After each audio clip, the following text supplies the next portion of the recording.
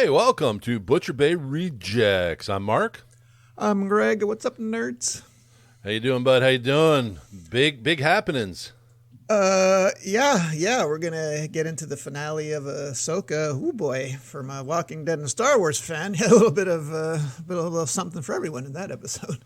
Oh yeah. We're gonna get into Daryl Dixon there, episodes 2 to 4. The Continental, which surprisingly I liked a lot. Survivor, season 45, first 2 episodes. Yes, we both have a lot to say about that. And The Boys spin-off, Generation V, first 4 episodes, and Loki, episode 1 of season 2.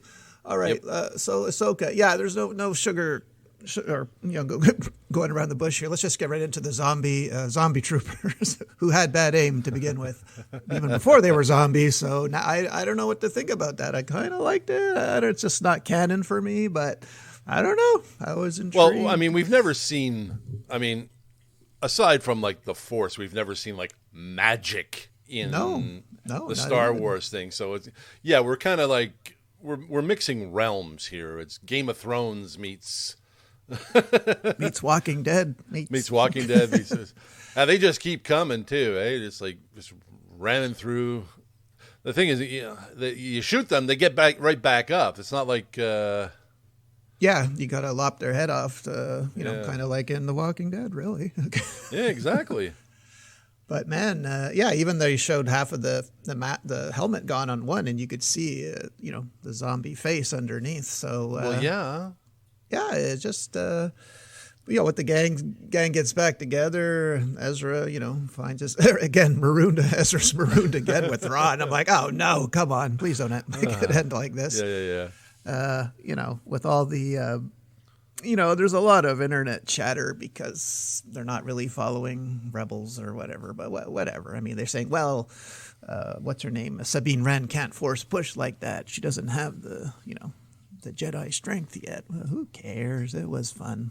Well, I mean, she found it within herself. It's, it's one of those things where high tension situation and you just do it, I mean, we've seen that so many times in other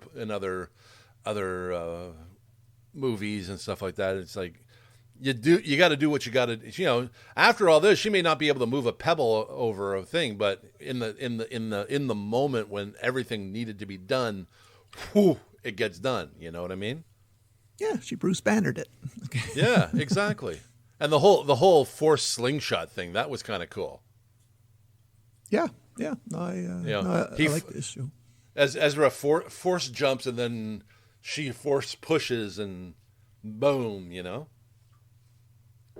But did you like that she stayed behind with Ahsoka? Yeah. Yeah, and of course there was a lot there that Balin, we didn't really understand. Like, there's no way you and I were going to understand the 3 statues, one head missing, that was and the owl. I had to read up on all that. There's a little Lord of the Rings thing happening right there.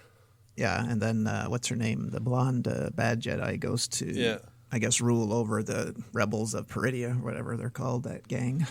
I just call them Other Galaxy Tusken Raiders. Yeah, exactly. That's what they were. Poor man. That's the Red Clan. Exactly, right? And they even had bantha sticks. They did. Yes, they did. Yeah. Wild show, and I loved what's her name's like witchy saber that comes out of the ether there. That was pretty cool. I wonder if Ahsoka gets to keep that green flame sword. Yeah, no, it was like I said, like Lord of the Rings meets Star Wars. That's basically kind of how it feels. Balin standing on the Argonath. And, so sad he passed away, man. If any guy looked like the part, I mean, Jesus Christ. I mean, I don't know if they're going to continue that storyline or not. But yeah, because, I mean, reality-wise, okay, Ahsoka and Ren are in that galaxy. He's in that galaxy. His apprentice is in that galaxy. There's all kinds of opening for mayhem, right? Yeah. Because there's got to be conflict there before they find their way, jump a space whale back to their galaxy. Yeah. Yeah. You got to wait for them to come back. Purrgil. Yeah, exactly. But, It was kind of like Ahsoka's little Zen feel of, we're right where we need to be, that kind of thing. And then you get that Aurora Borealis sort of light show in the distance. I'm wondering, okay, is that another jump? Yep. And how about Anthony Daniels coming back with 3PO? Oh, geez. Yep. Talk about a serious deep cut throwback, right? Yep. Says he's sent from Leia, and Oh yeah. Oh yeah. Oh, it was great. No, yep. I love that. I love it. It's whenever you could put a council member in its place, it's always a good thing. Yeah. You're not going to go against the head of the rebel forces. No. One of the trio that brought down the Empire and whatnot. No shit. If Leia says, no, you're not doing that, you're not doing it. Or she was allowed to do it, let her do it, Yep. Big thumbs up from me. Yeah. Filoni and Favreau do it again. Yep. So I think the next one is Acolyte. We're not sure when, though. Well, now that one of the strikes is over. Yeah. we'll see what happens. Right? Writers one is over, but don't the actors and yeah, exactly. Video game people. Yeah, you need actors to say the words, right? Yeah. Anyway. All right, let's get into some Daryl Dixon. So, as you can see, it closely mirrors The Last of Us. So we have this no shit kid also born in the throes of his mom being bit, and I don't know. Last week's episode had Daryl kind of in that dream state where the zombies were hovering around him but not biting him. So I'm curious if that, we just haven't seen that yet in reality. You know what I mean? Like because why everyone's buying that this kid is a savior, I don't know. It has to be something like that, right? It's a miracle he was born because his mother was bit. Yeah. I mean, yeah, I watched that. I don't know. The series, for me is kind of like it's a slow burn. Yeah, it's very French. Very French. Like you and I are fine with that, but I'm wondering how your average American they're taking this. They're probably being driven nuts. But I mean the even zombies, still, the French orchestra guy, chaining him up to play Ravel's Bolero. I mean that. Whoa, we didn't get that in the American Walking Dead. No, that now we're into some serious European kink. I don't know. Thank you. You just ruined Bo Derek running down the beach for me. Yeah, no kidding. Thank you. But I mean, it's just going to show that this is a whole new level of insane. But overall, I'm not. The series is just. I mean, I'm not excited about it. It's kind of like I'm watching it. I want to see it develop. It's got a few interesting points, but other than that, it's not a riveting kind of story. I don't know. Does that off, or is it just kind of like no? And like I said, because it closely mirrors The Last of Us. Yeah, I'm not. I'm going to watch it whether I like it or not, just because I'm going to see this to the end. But even in this, I mean, I never watched The Walking Dead, so I didn't know what Daryl's character was like. But I don't find him being such a very standout type of character. Yeah, he's said more this series than he has in 12 years of The Walking Dead, and he's even said, I don't like to learn dialogue. So he basically grunts his way through 12 years, and now he's like, wait a minute, I'm the star of the show. I'm gonna have to learn this stuff now. So it's weird just seeing him talk, Yeah, but even still, he doesn't stand out. I mean, there was a time where they raided the thing with the zombie mode. I mean, I'm seeing this. I'm thinking, Dead City, where the zombies are being used like guard dogs, Yeah, exactly. Don't it's like a moat full of sharks, except it's a moat full of zombies. And, as soon as those propane tanks fell into the thing, we knew that was getting blown up. Yeah, that was, we do that in Fortnite, so why wouldn't they do it in real life? Exactly. If you're really good, you throw it in midair and then explode it over their heads and it rains down. Exactly. That's how you do it. Yeah. But, I mean, for the most part, okay, I'll finish watching the show, but I'm not I'm not too taken with. Yeah, I mean, well, the zombie thing aside, the story itself, like you said, it's The Last of Us again, just going in, European version.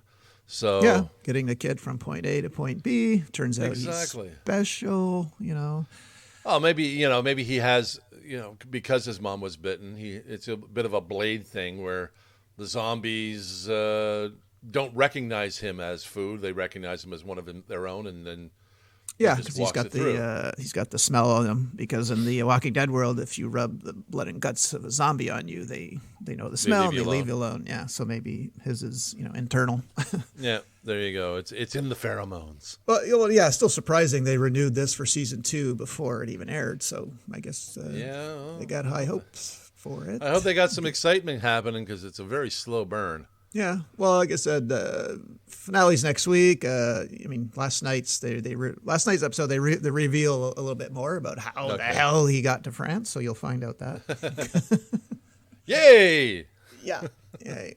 All right, let's go on to a good show. Or I don't know, I call it 3 movies. They're each an hour and a half. The Continental, from the world of John Wick. It was a trilogy all in one. So yeah, it was only 3, right? Because it ends with Winston taking over the Continental. Was he speaking? Was Ian McShane speaking in American or British accent during the 4 movies? I can't even remember. I'm there. Wait a minute, he's American. So maybe he was. I just don't remember what accent. No, he wasn't. He wasn't. He didn't have an accent. He was just very sophisticated. Yeah, you know what I love most about this show? Like, I'll tell you what I love. I fucking love Yen. Talk about putting a North Vietnamese female Saigon fighter in 70s New York City, and she's kicking at. Like, I thought, this is the fucking greatest idea ever. Like, oh my God, like. And she's a little temperamental too. Oh yeah, no, I love that character. Like, I wish the series could continue just because it's so you don't see that taking a North Saigon freedom fighter and sticking her in Times Square. Yeah. And they really got the look right. I mean, I really felt it was the 70s. Like, no, they did a great job of really, really setting the setting. It was fantastic. But I mean, there was a few things where he said, "I'm thinking like that opening episode with Frankie," and I'm like, "Okay, is he like John Wick's grandfather?" Or father, whatever. Well, we see a little bit. Everybody. Well, his stairwell scene is a little reminiscent of the fights, like. So I thought that was the only hint of Keanu Reeves we got. I mean, no relation, but I thought that stairwell fight scene was. Yeah, that was definitely a nod to. Well, I think. It was the first one where he's going through the club, right? Yeah, exactly. Yeah, that was closest you could get to the John Wick movies. But no, I love. Yeah, no. Talk about and of course Mel Gibson. Jesus, boy, was he chewing that scenery. Okay. Oh yeah, no, he mother's milk. Yeah, I mean. Yeah, no, he played the underworld mobster boss fantastically. Yeah, and I'm glad I watch it with captions because in the last episode he was talking about the bums and the homeless that get recruited, and he's making fun of them. He goes, "Oh, I guess I'm hobophobic," Yeah, mother's milk, and he's sniffing the fucking chloroform or whatever he's sniffing. Oh yeah, well that was a little my elixir. Give me my elixir. I like he kind of had a bit of a New York thing happening with it. It was great. I liked it a lot. Like to see more. Just the cast of people they had around them, right? Like the brother and sister who owned the dojo there. Then, it was very, very, blaxploitation kind of fight. Yeah, especially when they were fighting Lord Farquhar there in the ballroom. That's right. Yeah. Oh boy, those two. When Yen like put her leg behind her head and cracked. You think, oh wow, but they didn't like, oh no, she's a contortionist. So did you see that? That's nothing for her. Like she could scorpion kick you. Like she was scorpion kicking. So that really was a contortionist who you're not going to break her bones that way. No, when she got up and gets up flipping herself over, I'm like. Oh fuck! Yeah, she's like, "Thanks for the stretch. I needed that. I needed to get that crick out of there. Thank you." Out, yeah. But I mean, there was a lot of. there's a lot of underlying story. Like at first I didn't see the cop side of things until the end when it was like, oh shit, she survived the fire. Yeah, I didn't see that one coming. No. I mean, up until that point, I was sitting there like going, okay, the whole cop thing is that's just hanging there. There's nothing tying it to, you know? Yeah, because the cops basically know it's off limits, right? The Continental. Well, exactly, except for her, because she was pushing, right? And there was we never understood the reason she was pushing. So it's like, and then all of a sudden, I'm the one that survived. Oh, shit. But then, you know, once we saw that, and you know, and she confronted Winston and realizing he's just the messenger, not the one that ordered it. You know, that whole ending had you could see where that whole ending was going to come to fruition. Yeah, and even tried to save her after she got shot mistakenly, you know. Yeah, and then we have, you know, Mel Gibson's futuristic escape pod. Yeah. Yeah, it was pretty high tech for the 70s, right? Like, pushing the limit there. Had a little atomic punk kind of feel to it, you know? But I mean, other than that, like you never, you know, watching the John Wick movies, Winston was always the sophisticant, right? He was always the very calm, very easy. Jonathan, don't do that, you know, that kind of thing. But you never saw him as. You always knew he was intelligent, but you never saw him as the pulling the trigger, so to speak, right? Yeah, yeah, and we also got to see Sharon too. That side we never. Yeah, where he came from and how he came about and the bond that those two had, especially all the way through to, you know, the fourth John Wick movie. So, yeah, no, they did a great job. I mean, I like that they did it was just a complete miniseries and they finished it at that. You know, I mean, they could go on and do another one where, you know, Winston deals with the high table and then, you know, the Continental flourishes. But I mean, do you think we need that movie? I don't know. I wouldn't mind just seeing a prequel movie on Hulu. I don't know if it has to be a theatrical release, but I wouldn't mind seeing. You know, I mean, they still want that damn coin press, right? It's still out there. Well, it's out there, but Winston knows where it is. Yeah. It was quite a I should have saw that one coming. That was brutal. The mom tucking him away for the night in the trunk of a car and on the mean streets of New York. I'm God damn, here's a gun. Good night. Oh, man. Yeah. Woo. But no wonder Winston turned out to be rich. I mean, until they show up with John Wick 5, The Resurrection. Yeah. You know, it's nice to delve into the world a little bit. Yeah, dip the toe as we say. So, all good. 2 thumbs up. Yes, sir. All right, let's get into Survivor season 45. Oh boy! So this is you're probably thinking I could just when I was watching just see your eyes roll. So we had quite the woke Survivor this season. Yikes! We have Jesus, what do we have here? So we have the Karen who attacks every black person in sight, okay? Like, even Bruce. So Bruce, the guy that didn't like the sight of his own blood from last season, comes back, right? So they gave him another shot. She attacks him right off the gate. Nobody does that ever. And 23 years of Survivor takes a shot at the other team, you know, like, talk about putting a target on your back. And then she goes after the 2 black people on her team, Caleb. I mean, this Emily, I'm just going to call her Karen because, oh my God, like, well, I only got one phrase to describe that tribe.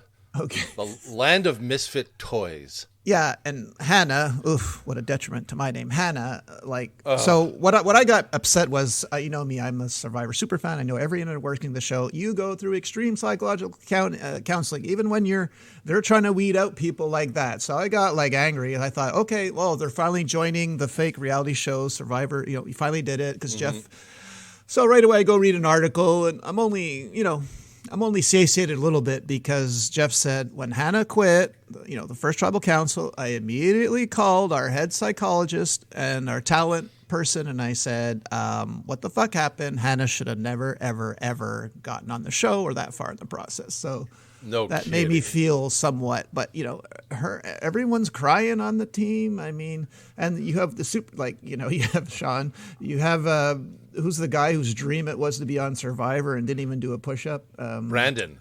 Yeah, who couldn't even get up the ladder. He couldn't even get up. I'm like, okay, he's first to go. He's like, I'm so excited. And you can't haul your ass out of the fucking water. Yeah, you beat out, I don't know how many tens of thousands of people. And you. I'm sure there's some athletic guy out there losing his shit because he didn't make it. Yeah, and then Hannah, Brandon. Yeah, and then Hannah turns out to be worse. So, yeah, there's two people that should not have.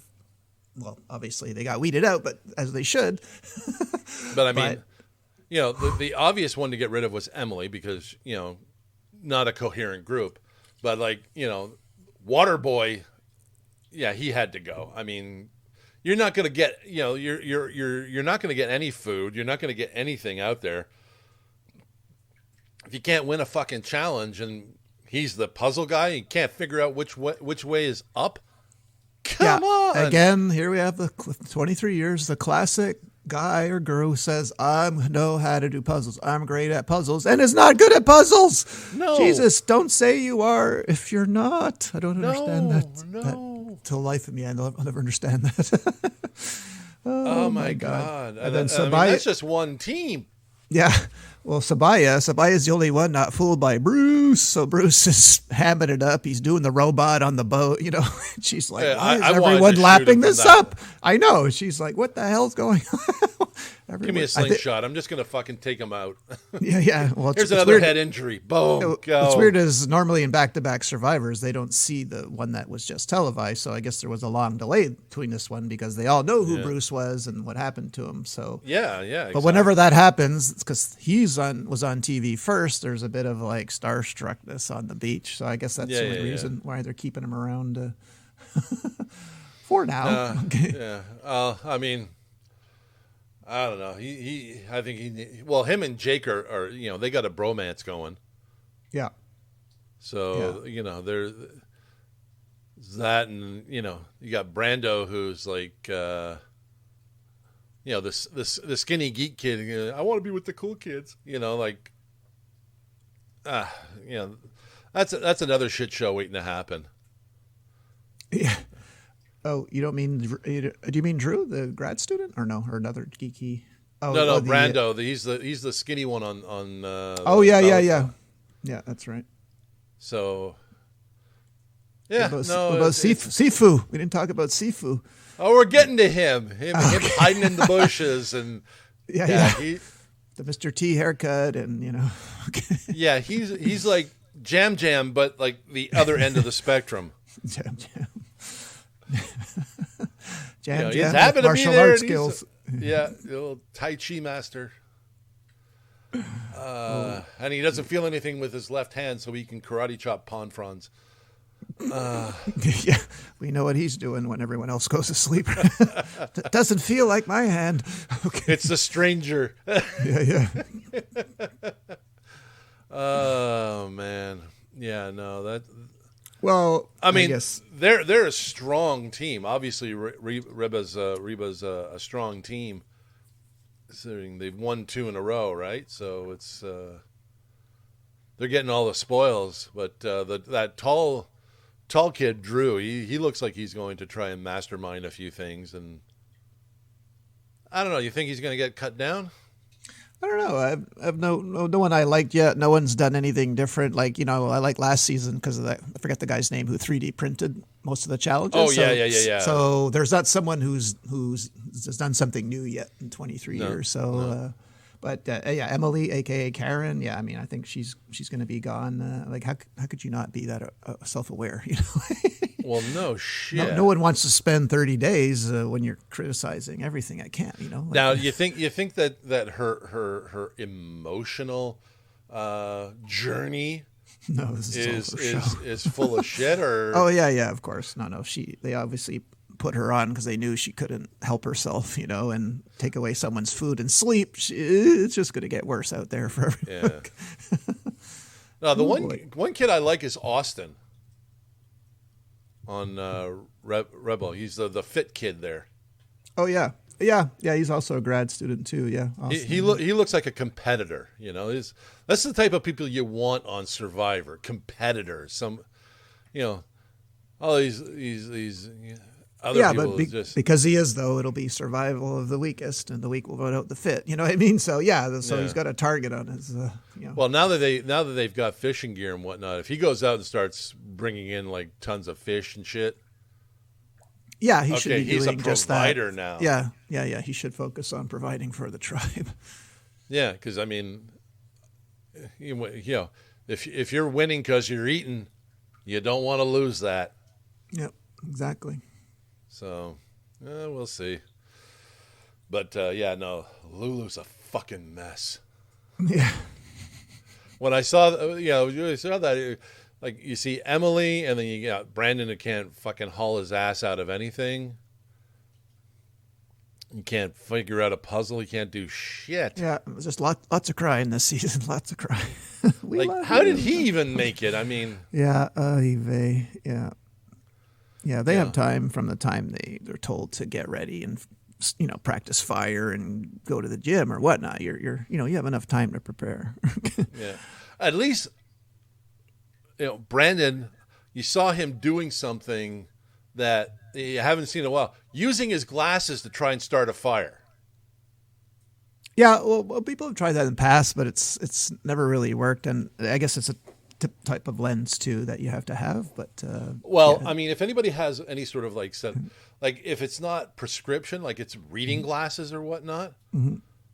Well, the reading glasses are more like magnifying glasses. So yeah, if you have them and it hits just right, boom, there you go. But they're also the behind the scenes. They're also careful to watch for that. Like in the past, you were allowed bringing one personal item, and some were really smart and actually tricked the producers. One guy, Colby from Texas, he brought a Texas flag. They're like, okay, but he's no dummy. He bought a massive Texas flag, which acted as a tarp against the rain. Right. So sort of like, no more personal items. Well. But anywho, yeah. I'm sure there's much more drama to come. Oh yeah, we're only episode 2, and it's lots more tears by the campfire. Don't you worry, guys. Which brings us into Gen V. So here we have another woke show. We got the girl that cuts herself. We got the eater, the puker disorder. What else you got? You got the androgynous, he she character. It bothered me. Like we actually have someone from the Schwarzenegger family that could act. So Patrick Schwarzenegger plays the flame on guy that we see self-immolate in the first episode. Golden Boy. Yeah. So he's Arnold Schwarzenegger's son and actually can act. But I'm thinking, didn't Arnold not at least tell him to get to the gym and do something, like some squats or like what the heck? He spends half the show with his shirt off. I'm thinking, well, wait a minute. I know they don't need to work out because they're soups. No. Still, you would have pump it up. You're the son of Schwarzenegger, and you didn't shave your chest. What's going on here? Like I'm lost. Okay. But then on the other hand, you got Cricket. Cricket, I think it was the second episode. She's wearing a halter top. Her fucking shoulders, arms. Did you see her chest? She looked like she pumped like up. I love Cricket. I know. Think Cricket's my favorite character. I'm like, what is going on? She's boxing. Was it a cockroach or an ant? Yeah, on YouTube. Okay. Yeah, fun size little Cricket. Little Cricket. She's riding the dick. Okay, he goes, is this the biggest dick you've ever seen? Well, relatively speaking. And she's like hugging onto the head and punching him in the ball. Oh, yeah, kicking him in the balls. Yeah, no, it was, I love her. She's fantastic. Oh, well, then how in the last episode, The Whole Truth? Oh, God. So Tech Night, The Whole Truth. That was funny because this guy's screwing everything. I gas cap. And Yes. even at the end when he's walking away, he's not in the tree. Okay, we're going to take 5 here. Okay. That's just pure the producers of The Boys, right? Yeah, but how does she so she pulls an Ant-Man, she goes big now, but I don't understand the reverse. If she pukes, are you saying she has to gorge herself uncontrollably to get that big? Well, okay. She just dove her face into a big bowl of pasta. Okay. And next thing you know, I guess for her it's all about balance, right? I mean, you can eat normally and maintain. Well, I wasn't expecting that because they only knew her as small, so I don't know if this is the first time she tried it. I think so. Okay. Or she probably's done it before but doesn't show it off. Now everyone's dick looks small now. Okay. No Doesn't shit. matter But what you're packing. But then again, she's naked there, but like you said, she looks like she's pumped and just boom, hammering down on the little brother there. Yeah, and we have oh boy, how about is it Marie? Marie? Yeah. Boy, she's got a kind of a nasty she gets her period, right? We see her opening shot, Jesus, gets her period, the parents walk in, and she weaponizes her period. Yikes. But again, The Boys, it's that weird shit. Well, they got a top from something from last season, right? So yeah, well, the exploding dick was she took the blood in the muscles and engorged them and Yeah. No, I mean, fuck. I love the show, but just because it's that outrageous, right? Oh yeah, they go there. Okay. And I mean, when I first saw Clancy Brown was on this, I'm like, all right. Then he only lasts like 1 episode. Yeah, that was unfortunate. Well, it's kind of like Dexter, right? Exactly. He lasted a bit longer on Dexter. True. But you know what I mean? Like it was like, oh, come on, keep him on. They can't. I guess they couldn't afford to keep him on for that long. But no, I mean, everything about this show is kind of really cool. It's like, or the he-she thing was funny. Yeah, I mean, the guy's blasted her. She's blasted her as a girl, and then that would freak me out, and then change right back to a guy. Like, yikes. Yeah. Okay. Yeah. Or midstream, When mom and dad show up, it's like, oh God. And then now the he part is banging Marie. Yeah. Wakes up as the girl. It's like, oh Jesus. This is going to take a weird turn somewhere. Yeah, it's going to happen midstream. You watch. Okay. I'm not gay. You are now. Okay. No. This is. I say we need more from this universe because it's just right. Well, yeah. Well, it's outrageous. It's fantastic. Yeah, we only saw like photos of the Deep and a puppet or a weird puppet show where the brother of Golden Boys, hallucinating that's psycho Sesame Street thing happening. Yeah, but we had the appearance by the media person, right? The blonde lady. Yeah. No actual soups yet. I mean, Polarity, I guess, is an old soup. Well, I mean, as the father figure, the father to what's his nuts there, Andre. Andre, yeah. Yeah. Now it was banging Golden Boy's ex-girlfriend. Yeah, a bit of a rogue thing, I guess, 'cause she's always got gloves and when she threatens you, she pulls the finger off one at a time. So you touch me, I'll cut your hands off. Yeah. Tech Night. I want more of that guy. Oh yeah. That tumor is affecting your certain proclivity. You see, I love the end credits on the last show where he's like going from the fucking hand dryer in the bathroom. Oh yeah. Oh God. Fuck. Oh. Oh my God. Whole truth. Yeah. I mean, funny. I want to be a fly on the wall in that writer's room. Yeah, what can we make him fuck now? Okay, what's round in a hole? Even when he was holding up, before we knew that, he was holding up the tape, and he was fingering the hole, and I thought, this is sick. And then you find out, about his proclivity. I'm like, oh, that's why he held the tape that way. Yeah, but I mean, just him. Okay, I got an idea for a character. He's like, he's an investigative reporter. He sees everything.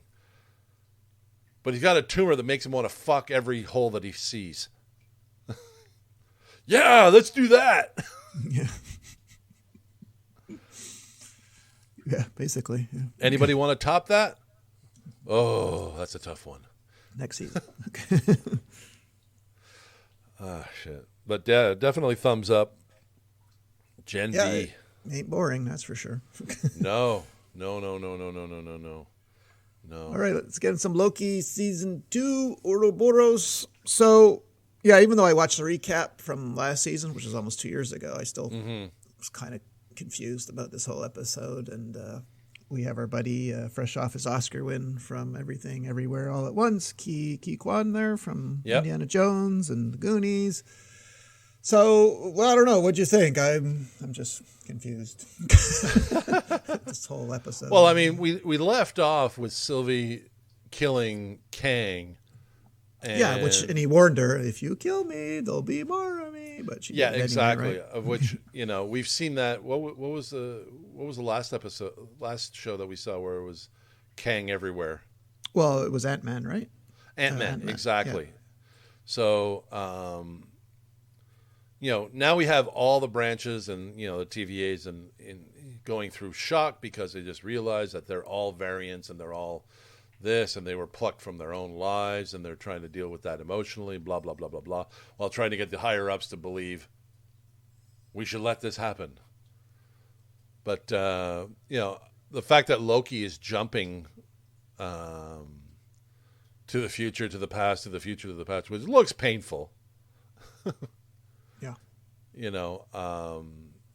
Just trying to get everything in order. So it's I mean, the first episode is just a ball of confusion, right? Obviously you're confused.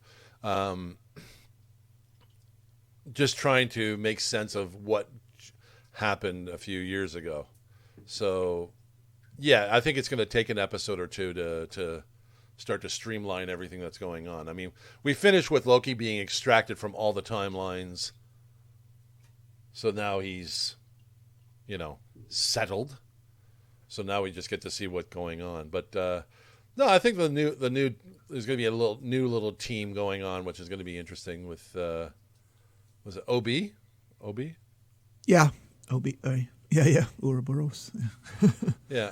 So no, I think it's an interesting start. And there was some kind of X-Men people thought they saw, like, the door, those metal doors. People were seeing, they saw a similar. I missed it completely, but the next day it was all over Twitter and whatnot. That's how there might be an X-Men appearance. Doubtful, but whatever. Yeah. But what's interesting is seeing Loki being the team player, being the we have to save this, that kind of thing, which is not, we're not used to seeing Loki like that, especially that particular variant, which is the one that escaped in Endgame. Was it Endgame? Yeah, it was in Endgame. Yeah, Endgame, yeah. So, it wasn't the Loki that went through all the stuff with his brother and everything, but another one. But now he's gone through enough stuff that he wants to be the good guy, which is kind of an interesting dynamic for him. So I'm all in. Loki is definitely one to continue. I mean, it's funny, we only got one episode to comment on after all these other, Yeah, what does it say about the end credit scene where it's 1982 and that's where Sylvie is? I didn't understand. I didn't see the end credit. Shit. Yeah, it goes to 1982 and she's there and, basically. Hey, 1982 was a good year. It was. Good music. Good food. No woke. Nope. Not at all. But no, it's definitely going to. I have no idea where they're going to go with it, which is kind of fun and interesting. It's not often we get a show where we're like, no, I got to tune in next week to figure this out. Yeah. So, got some reading to do. Well, I mean, a lot of shows we watch and everything, especially us, how we've seen so many of these types of shows, we see the similarities, we see the patterns, we see how everything is kind of like etching together, and we go, oh yeah, they're going to go this way, they're going to go that way, whatnot. With this, no idea where they're going. Don't know what they're doing. And I'm kind of liking that, I'm kind of liking the fact that I can't figure this out. I need to tune in next time to see what's going on. So, even though it came out on a Friday, I think the next episode is Thursday, I believe. I don't know why they did that. But. Who knows? Who knows? But no, I'm looking forward to seeing what they're going to do with it. I mean, for once, I really like Owen Wilson where he is. Yeah. Wow. But I mean, it's just like that whole, he's trying to figure out what's going on with Loki and think, disintegrate, my skin's going to peel off. Like he's got that huge fucking hose behind the big dryer hose as he's trying to go out to the extractor thing. Yeah. I'm like, he puts on the suit. Usually you just need a little, this thing's a fucking tunnel. And he's got to drag that shit behind him. I'm like, really? Yeah. No. Like I said, I'm in. I'm ready. Want more? Let's see it. So. Well, see it you shall, sir. Yeah. And news-wise, I don't got anything other than, like you already mentioned, part of the strike ending. I don't really have anything. Well, I mean, Fortnite took a hit.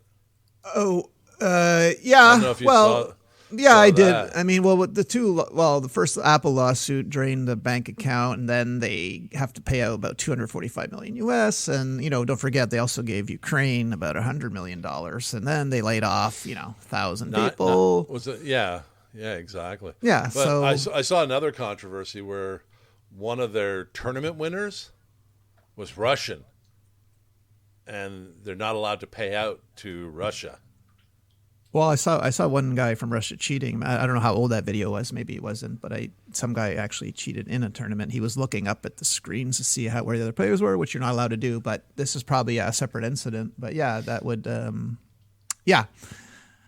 wouldn't look good for them. The winner won like $200,000, but he couldn't pay. They're not allowed to pay it out, even though they had a bank accounts in other countries. Said nope, no, you're from Russia, you're not allowed. Oh.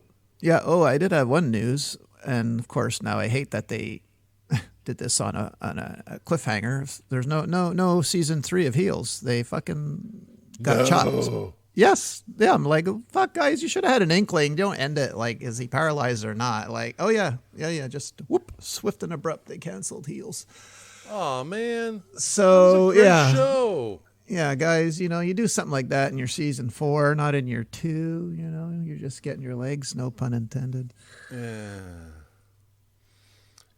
It's funny. With all the wrestling fans out there, you'd think that this would be a no-brainer to keep rolling. Yeah, I mean, sure. I mean, another network could pick it up, but there's no chatter about that yet, just that it was canceled by Starz. So, yeah. So Stephen Amell's got to go back to Green Arrow just to keep things rolling. Yeah, if he doesn't piss off people again. Okay. Or he's just be doing a lot of cons in the near future. A lot of cons. Yeah. Well, I mean, shit. You get one hit show and you could do cons for the rest of your life and of course make money. The actor that does Ezra Bridger and Ahsoka could just, now he's part of the Star Wars fam. Now you could just do that from the end of the time, and people will give you money just for being in Ahsoka. Yep. Oh, man. Don't you wish you were behind one of those tables? Yeah, even if you had the voice of someone, you could get money for it. Well, I mean, what was it? At the last Montreal Con, John DiMaggio, who voices a whole ton of stuff. I was sitting there watching his line. His line was bigger than the gang from Smallville. Oh, really? Oh, yeah. Well, I mean, this is on day 3, but he still had a full line. Like, the whole thing was full up, and everybody was going to see him.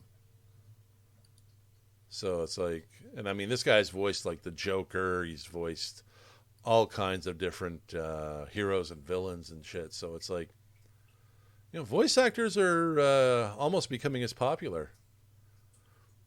You know, they're like how DJs are in the music industry. You know what I mean? Well, yeah. I mean, you remember seeing what's his name? The guy that voiced Batman that passed away. Kevin Conroy. Yeah, he had quite the lineup too. Oh yeah, no, Kevin Conroy. I mean, he's the. I mean, he's the epitome of voice acting. You know, I don't think any other voice actor reached the height that Kevin Conroy did. You know, or the visibility that Kevin Conroy had with being Batman. Because I mean, yep. I mean, other than Peter Cullen, the voice of Optimus Prime, I think both of them are on the same level. But I don't think you can name another voice actor that hits that high. You know, Arlene Sorkin is Harley Quinn, yeah, but not as high as those guys. So, yeah, voice actors. That makes me want to be a voice actor. I can't act for shit, but I can do voices. Yeah, you could do your robots and, you know, your gods, your monsters, what have you. You could do all that. Yeah, exactly. I shall be that. Do your Mark Hamill and Joker. My Joker, yes. But then I get flayed for just imitating Mark Hamill. Right? Yeah, but he's just imitating someone else too, right? I mean, it's a chain reaction. He's just imitating Mark Hamill. Of course I am. He's the epitome of the Joker. You got to do the same thing. Anywho, that's all we got? Yes, sir. All right, gang. Catch us next time on same channel, same place. Different times because we're all over the place. This has been Butcher Bay Rejects. I'm Mark. I'm Greg. See you next time, nerds. Have a good one. Take it easy. Bye. You can find us on all our social media. You can search Butcher Bay Rejects on YouTube, at Bay Rejects on Twitter, at Butcher Bay Rejects on Facebook, as well as at Butcher Bay Rejects on TikTok. You can also find us on our website, butcherbayrejects.com. And you can find us on all the podcast platforms, Apple Podcasts, Google Podcasts, Spotify, Amazon Music, Alexa TuneIn, iHeartRadio, and Pandora. Thank you for listening, and tune in again.